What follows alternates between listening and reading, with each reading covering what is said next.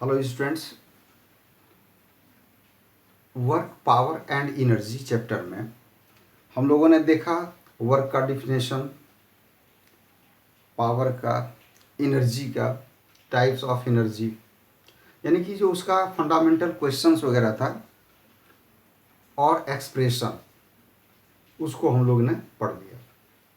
अब कुछ based problem यानी जो आधारित प्रॉब्लम है वर्क पावर एनर्जी पर, उसका स्टडी आवश्यक है। तो उसके लिए कुछ क्वेश्चंस को देखना है, भी हम लोग को उसको समझना है।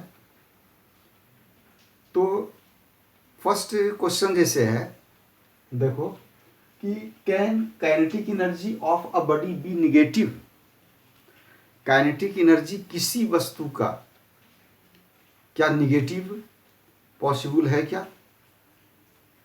तो पहले हाँ या ना जवाब देने के पहले उस पर जरा सा हम लोग को सोचना चाहिए। क्या कि अगर काइनेटिक एनर्जी का वैल्यू हम लोग निकालते हैं तो काइनेटिक एनर्जी बराबर होता है कि ई बराबर, फॉर्मूला पढ़े कि हाफ एम वी स्क्वायर।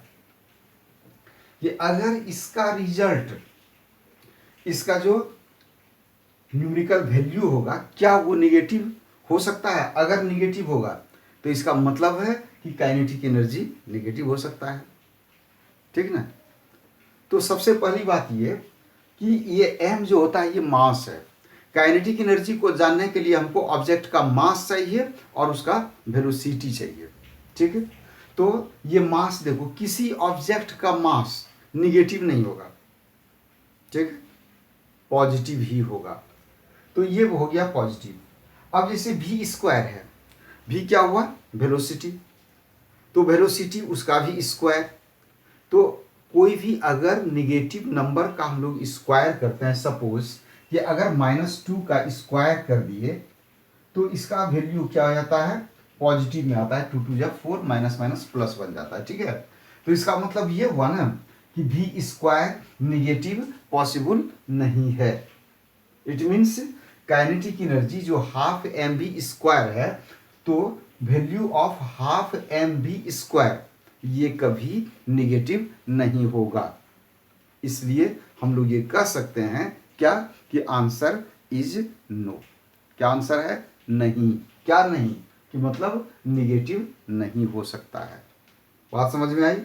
तो एक ये क्वेश्चन हो गया। ठीक है, उसके बाद नेक्स्ट में हम लोग चलते हैं। ये क्वेश्चन हम लोग का हो गया। ठीक है, तो अब देखो क्वेश्चन क्या है सेकेंड में। What is the relationship between the commercial unit and SI unit of energy? Energy का यूनिट होता है जूल। तो ये हम लोग जानते हैं, जो ये यूनिट जूल होता है ये क्या होता है? SI unit. ठीक है, और उसमें क्या बोल रहा है कि commercial unit and SI unit के बीच रिलेशनशिप इसका क्या है? तो अब इसके बीच रिलेशनशिप के बारे में सोचें। तो पहली बात ये कि एस आई यूनिट हो गया जूल। ठीक है, ये हो गया S I unit. S I unit क्या हुआ? इसका जूल हो गया। ठीक है, नंबर एक। दूसरी बात कि अगर कॉमर्शियल यूनिट में आते हैं तो इसका कॉमर्शियल यूनिट जो पढ़े थे हम लोग, जो कि किलो वाट आवर होता है। ठीक ना? जिस पर कि बिजली का यूनिट यानी बिजली का जो बिल आता है वो एक यूनिट यानी 1 किलोवाट आवर। इट मीन्स क्या होता है कि 1000 वाट यानी कि 1 किलोवाट अथवा 1000 वाट अगर 1 आवर तक हम यूज कर रहे हैं तो इसका मतलब हो गया 1 kilowatt hour and this is the commercial unit. तो इस दोनों का रिलेशन जानने का मतलब ये हुआ कि हमको ये जानना है कि 1 किलोवाट आवर कितना जूल के बराबर होता है, ये जानना है। तो उसको जानने के लिए हम लोग क्या करेंगे? तो अब वो देखो, जैसे कि इसके लिए हम लोग को एक काम करना पड़ेगा कि जैसे 1 किलोवाट आवर है, 1 किलो वाट आवर, ये बराबर, इसको पहले चेंज करना पड़ेगा हमको किलो वाट को वाट में, और ठीक है आवर को सेकेंड में।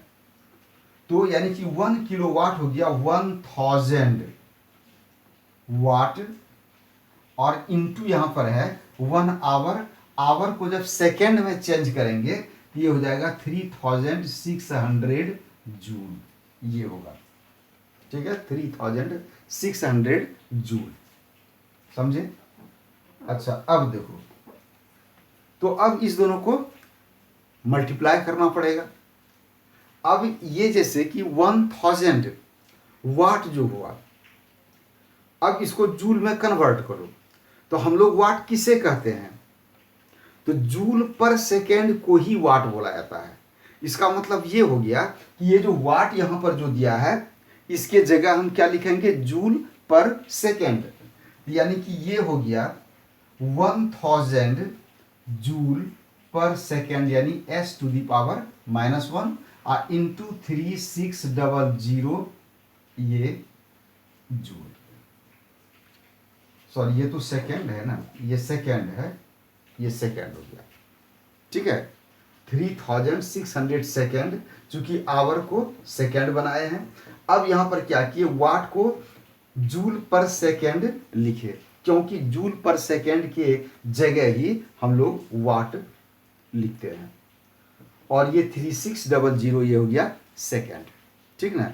अब इसको मल्टीप्लाई कर देना है, तो जब इसको मल्टीप्लाई करेंगे तो क्या हो जाएगा 3600, और इस पर 30 और आ जाएगा ये, और ये क्या हो गया, तो जूल पर सेकेंड, यानी कि जूल पर सेकेंड इंटू ये सेकेंड, तो ये सेकेंड और ये सेकेंड कट गया।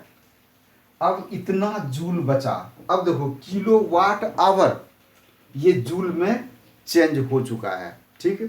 अब इसको साइंटिफिक नोटेशन में लिखना है, तो कैसे लिखेंगे, डेसिमल समझो यहां पर है, अब ये डेसिमल को यहां पर लाना है, अर्थात कितना डिजिट लेफ्ट हम जा रहे हैं, तो 3 and 3 6 डिजिट, यानी कि 3.6 इंटू 10⁻6 जूल, ये हो गया 1 किलो वाट आवर।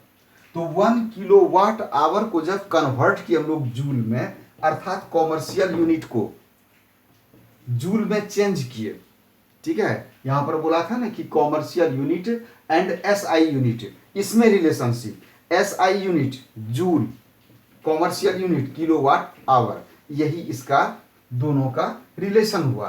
क्या रिलेशन हो गया, रिलेशन में हम लोग क्या बोलेंगे कि 1 kilowatt hour is equal to 3.6 into 10⁻6 joule, यही इसका रिलेशन हो गया। बात समझ में आई, तो इसी को ये बोला गया इसका बीच का रिलेशन, ठीक है। अब हम लोग नेक्स्ट क्वेश्चन में चलेंगे। तो नेक्स्ट क्वेश्चन देखो क्या है कि ये है, name the 2 common forms. Common forms मतलब ये कॉमन फॉर्म्स किसके बारे में बोल रहा है, ऑफ मैकेनिकल एनर्जी। हम लोग पहले ये पढ़े थे कि एनर्जी 2 टाइप्स का होता है, यानी there are 2 types of energy, mechanical, non mechanical. तो मैकेनिकल एनर्जी में 2 टाइप्स का पढ़े, क्या क्या, तो potential energy and kinetic energy. बाकी और जो एनर्जी हो गया नॉन मैकेनिकल में, जैसे sound energy, chemical energy, electric energy, heat energy, ये सब किसके अंतर्गत आया, ये सब हो गया नॉन मैकेनिकल एनर्जी, ठीक ना। तो ये मैकेनिकल एनर्जी 2 तरह का हो गया, नेम उसका लिखना है, तो एक क्या हो गया kinetic energy, kinetic energy, and दूसरा क्या हुआ पोटेंशियल एनर्जी, पोटेंशियल एनर्जी, ठीक। ये 2 तरह का हो गया मैकेनिकल एनर्जी, यही 2 फॉर्म हुआ, ठीक। हो गया, ये समझ में आया। अब हम लोग चलें नेक्स्ट क्वेश्चन में। तो नेक्स्ट क्वेश्चन हम लोग का है क्या, इसको देखा जाए तो ये है क्या कि by what factor does the kinetic energy of a body increase when its speed is doubled. कि अगर काइनेटिक एनर्जी देखो होता है किस कारण से, तो ड्यू टू मोशन, गति के चलते गतिज ऊर्जा। काइनेटिक एनर्जी को हिंदी में क्या बोलते हैं, गतिज ऊर्जा। और गतिज ऊर्जा वही ऑब्जेक्ट प्रोसेस करेगा जिसमें कि मोशन होगा, ठीक ना। तो अब यहां यह है कि by what factor does the kinetic energy of a body increase, किस फैक्टर से काइनेटिक एनर्जी इंक्रीज करता है when its speed is doubled, ये अगर उसका स्पीड डबल कर दें।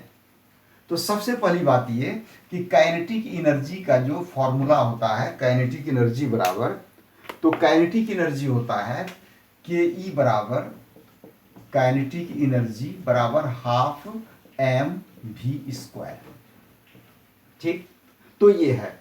अब ये बोला कि if its speed is doubled, कि अगर इसका स्पीड डबल कर दें। अब देखो इसका डबल कर रहे हैं, मान लेते हैं कि वो है के ई डैश, मान लीजिए इसको, ये नया जो होगा के ई डैश, के ई डैश। तो ये बराबर हो जाएगा क्या कि इसका स्पीड को डबल किया जा रहा है, मतलब v को डबल किया जा रहा है। तो ये क्या हो गया, हाफ एम टू वी का स्क्वायर, ये v को डबल किया और उस पर स्क्वायर है, तो ये बराबर कितना हो जाएगा, तो 1/2 इंटू 2 का स्क्वायर 4m, ये m, और v का स्क्वायर v स्क्वायर। अब इतना सा देखो, पहले अलग करो इसको, ये 2 बार में कट गया, अर्थात क्या हो गया 2m v square, 2m v square, ठीक ना। तो अब ये देखना है हमको कि इसका ये कितना टाइम्स हुआ, ठीक है। या ऐसा करो कि इसको भी मत हटाओ, इसको इस तरीका से लिखो तो और बेटर होगा। क्या कि ये हो गया हाफ 4m और v स्क्वायर, ये 4 को अलग कर लेते हैं, 4 और इसको अलग कर दो, ठीक है। तो अब देखो ये क्या होगा, 4 into half M V square. इसका मतलब ये हो गया कि ये जो हम लोग का काइनेटिक एनर्जी जो निकला के ई डैश, तो के ई डैश बराबर हो गया 4, और ये किसके बराबर है, के ई के बराबर है, यानी ये हो गया 4 into kinetic energy. It means ये जो वेलोसिटी को डबल करने के बाद जो काइनेटिक एनर्जी मिल रहा है वो पहला वाला काइनेटिक एनर्जी का कितना है, 4 टाइम्स है। तो यही 4 टाइम्स जो हो गया, क्या बोला था कि किस फैक्टर से, क्या कह सकते हैं, बाय अ फैक्टर ऑफ 4, ठीक है, कि बाय अ फैक्टर ऑफ 4। इसका फैक्टर क्या हो गया, इसको मल्टीप्लाई हो गया यहां पर 4 से, पहले वाले का 4 टाइम्स हो गया न्यू काइनेटिक एनर्जी, ठीक ना, यानी 4 टाइम्स हो गया। अर्थात ये जो क्वेश्चन किया गया था कि किस फैक्टर से वो इंक्रीज करता है, तो किस फैक्टर से इंक्रीज किया, 4 फैक्टर से, यानी बाय अ फैक्टर ऑफ 4 लिख देंगे, बाय अ फैक्टर ऑफ 4, यानी 4 फैक्टर से उसमें चेंजिंग आता है, यानी कि 4 टाइम्स हो गया, ठीक ना। तो अब नेक्स्ट हम लोग को देखना है, नेक्स्ट क्वेश्चन देखो क्या है हम लोग का। तो ये क्वेश्चन है कि 5 नंबर का एक क्वेश्चन है कि a body thrown at a certain angle to the ground moves in a curved path and falls back to the ground. हम लोग जैसे कोई ऑब्जेक्ट को फेंकने का अलग अलग स्टाइल होगा, ठीक है। तो जैसे मान लो कि एकदम वर्टिकली अपवार्ड में फेंक रहे हैं, ठीक है। लेकिन यहां पर एक चीज क्या बोला है कि a body thrown at a certain angle to the ground moves in a curved path. Curved path इसका मतलब क्या हुआ कि वो जो प्रोजेक्ट करेंगे ऑब्जेक्ट को तो वो ऐसे तिरछा चलेगा। मान लो इस तरीका से कि ऐसा ये ग्राउंड है और यहां से थ्रो किया, ऐसे आके यहां पर गिर गया, ठीक ना। तो यही कर्व पाथ इसका बन जाता है। लेकिन एक चीज है कि ये हॉरिजेंटल से जो चला और फिर वहीं पर पहुंच गया, ठीक है। तो अब देखो क्या पूछा आगे कि in a curve path and falls back to the ground the initial and final points of the path of the object lie on the same horizontal line. यानी इनिशियल ये हुआ इसका इनिशियल पोजीशन, और उसके बाद ये कर्व पाथ पर चलकर और फाइनल पोजीशन फिर कहां पर आया, तो हॉरिजेंटल लाइन पर आया, ठीक है। और क्या बोला कि what is the work done by the force of gravity. तो फोर्स ऑफ ग्रेविटी के द्वारा उस पर वर्क क्या हुआ ये पूछा जा रहा है, ठीक है। तो अब बात यह है कि ग्रेविटी के द्वारा वर्क, सबसे पहली बात ये डिस्प्लेसमेंट देखा जाएगा, ठीक है ना। तो डिस्प्लेसमेंट अगर ये देखा जाए तो पोजीशन क्या है कि इनिशियल और फाइनल पोजीशन एक ही लाइन पर है, ठीक है। तो पहले तो ये समझो कि डिस्प्लेसमेंट इसका जीरो हुआ, ठीक। हम ये कह सकते हैं कि वर्क क्या हुआ, जीरो हुआ, but why, this is because equal and opposite work is done in the two paths. मतलब कि जैसे पाथ पर चला, जो भी इसका हाईएस्ट पॉइंट हुआ उसके बाद फिर जो वो वहां से रिटर्न हुआ तो वो फिर उसी हॉरिजेंटल लाइन पर आ गया। तो इसलिए वर्क डन क्या हुआ, जीरो हुआ। लेकिन कारण क्या बताएंगे, तो इसलिए कि बिकॉज इक्वल एंड अपोजिट, मान लो कि जितना वो हाइट पर गया उतना फिर हाइट नीचे भी आ गया, मतलब उतना डाउन में आ गया, ठीक ना। तो इसलिए ये हुआ कि equal and opposite work is done in the two paths, ठीक है। तो उसका जो है ये दोनों पाथ पर अगर विचार करेंगे तो इक्वल एंड अपोजिट वर्क होता है, और इसीलिए क्या हुआ, वर्क हो गया उसका जीरो, ठीक। तो ये क्वेश्चन हुआ। उसके बाद चलें, यानी कि वर्क हो गया इसका कितना, तो ये जीरो हुआ, वर्क बराबर जीरो, ठीक है। अब नेक्स्ट क्वेश्चन देखो क्या है, इसमें ये बोला है कि you lift a heavily body, ठीक है। और क्या है, तो heavily packed cartoon of mass m in vertically upward direction through a height h। What is the work done by you on the cartoon. Cartoon पर तुम्हारे द्वारा, यानी तुमने क्या काम किया, ये बात बोल रहा है। By force, second, by force of gravity on the cartoon, और फिर ग्रेविटी के द्वारा उस कार्टून पर क्या काम हुआ, ठीक है। ये दोनों बात को देखना है। तो पहली बात ये नंबर बी में देखो कि जैसे बोला कि you lift a heavily packed cartoon of mass m in vertically upward direction through a height h। तो हम लोगों ने ये देखा है कि अगर कोई ऑब्जेक्ट को लिफ्ट करके और हम लोग ऊपर ले जाते हैं एंड कुछ हाइट पर उसको रख देते हैं, प्लेस कर देते हैं, तो क्या बोलते हैं कि अब उसमें पोटेंशियल एनर्जी है, ठीक है। तो पोटेंशियल एनर्जी है, जितना एनर्जी उसमें स्टोर हुआ, ठीक है, तो उतना उसमें उतना सा वर्क किया गया, इसलिए उतना सा पोटेंशियल एनर्जी उसमें स्टोर हो गया। तो हम लोग क्या कह सकते हैं, तो हम लोग ये कह सकते हैं कि वर्क डन जिसके द्वारा भी हुआ, मेरे द्वारा, तेरे द्वारा, जिसके द्वारा हुआ, work done by me is positive. ऐसा कंडीशन में वो पॉजिटिव वर्क होता है।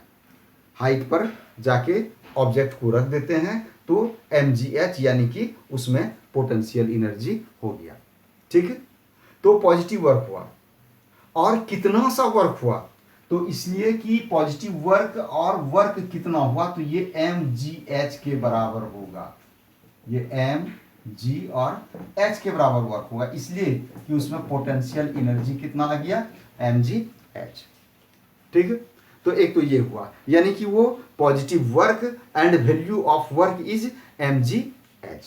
ठीक है, अब देखो ऐसा क्यों हुआ, इसलिए कि फोर्स अप्लाई किया गया है, फोर्स अप्लाई किया गया vertically upward direction on the cartoon to hold it and displacement is also in the same direction.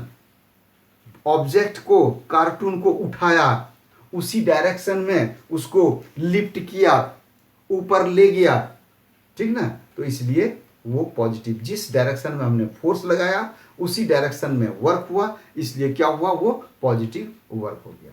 ठीक है, तो ये हो गया फर्स्ट पार्ट का। और एक चीज बोला था इसमें, ये हुआ कार्टून पर वर्क। दूसरा है by force of gravity on the cartoon. अब ग्रेविटी के द्वारा कार्टून पर जो वर्क हुआ, तो work done by the force of gravity, वो क्या हुआ कार्टून पर, तो वो -mgh हो जाएगा। क्यों, इसलिए कि ऑब्जेक्ट को ऊपर ले जाया जा रहा है, ठीक है, और वो फोर्स, हमने फोर्स लगाया ऊपर की ओर, पॉजिटिव वर्क हो गया, और वो उल्टा डायरेक्शन में काम कर रहा है, यानी कि ये जो ग्रेविटी के चलते जो फोर्स उस पर लग रहा है वो वर्टिकली डाउनवर्ड में लग रहा है। ठीक है, but motion is vertically upward, लेकिन उसमें मोशन किधर की ओर हुआ, ऊपर की तरफ, मतलब फोर्स नीचे लग रहा है, लेकिन फोर्स के अगेंस्ट, फोर्स का डायरेक्शन में वर्क नहीं हुआ, अपोजिट डायरेक्शन में। इसका मतलब क्या, दैट इज निगेटिव वर्क। समझ गए, निगेटिव वर्क पढ़े होंगे कि जैसे ऑब्जेक्ट को पुश कर रहे हैं आगे, अब फ्रिक्शन फोर्स के द्वारा वर्क किधर हो रहा है, अपोजिट डायरेक्शन में, निगेटिव वर्क हो रहा है। उसी तरह से यहां पर इसके द्वारा कैसा वर्क हुआ, by force of gravity on the cartoon, तो इस पर हो गया निगेटिव वर्क। और क्योंकि इसका मोशन के विरुद्ध, मोशन उसमें है अपवर्ड, और ये फोर्स काम कर रहा है किधर, डाउनवर्ड, इसलिए इसका निगेटिव वर्क है। ओके, ठीक है, अब फिर नेक्स्ट वीडियो में और न्यूमेरिकल जाएगा। ठीक, लगातार वीडियो पर गौर करना है, उसको समझना है, इसलिए चैनल को सब्सक्राइब कर लेना है। ठीक, थैंक यू।